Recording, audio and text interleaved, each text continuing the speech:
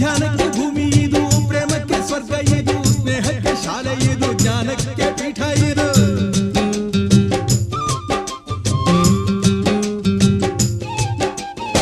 ಕಾವ್ಯಕ್ಕೆ ಕಲ್ಪ ಇದು, ಶಿಲ್ಪಕ್ಕೆ ತಲ್ಪವಿದು, ನಾಟ್ಯಕ್ಕೆ ನಾಡಿ ಇದು, ನಾದಾಂತರಂಗವಿದು.